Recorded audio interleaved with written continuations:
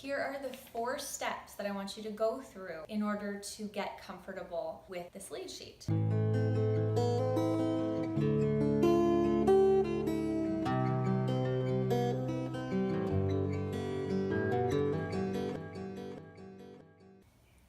Before we begin the video, please remember to subscribe to the channel and like the video. And if you think that this would help somebody in their harmonium practice, please share the link. The first one is to get the fingering.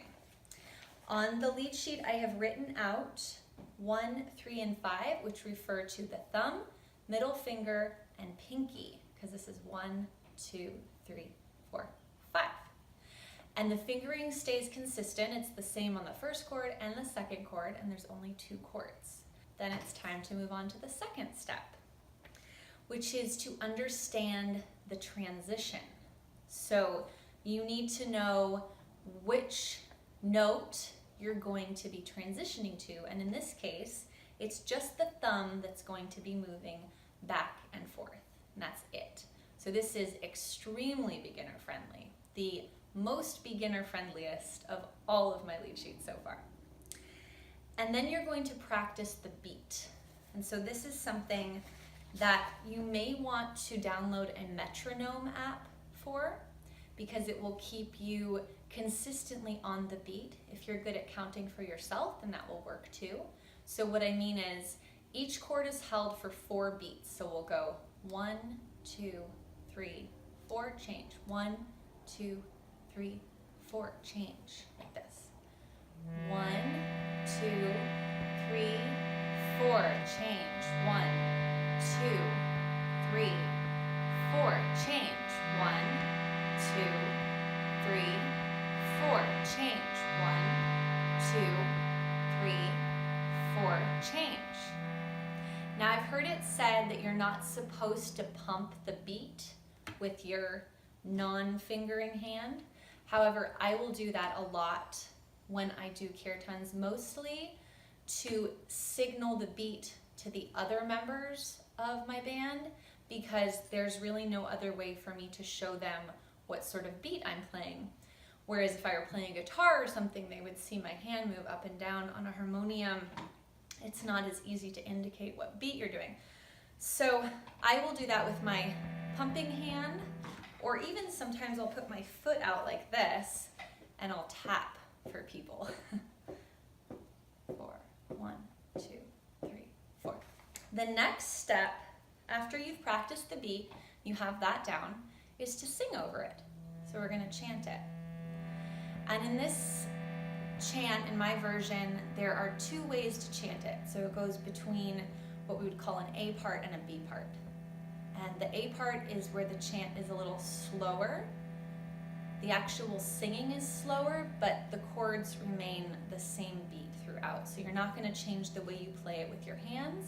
It just changes in the way that you sing it. So I'll give you an example.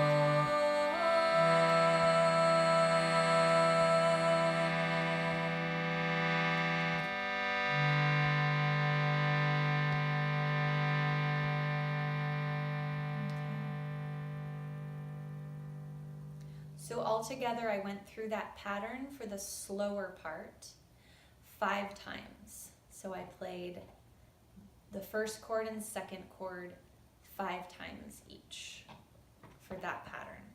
And then the B part is where the chant gets faster. And again, the fingering stays the same. and the amount of beats per chord stays the same. So you're not going to change what you play, you just change what you sing. Wahe Guru, Wahe Guru, Wahe Guru, Wahe Jio.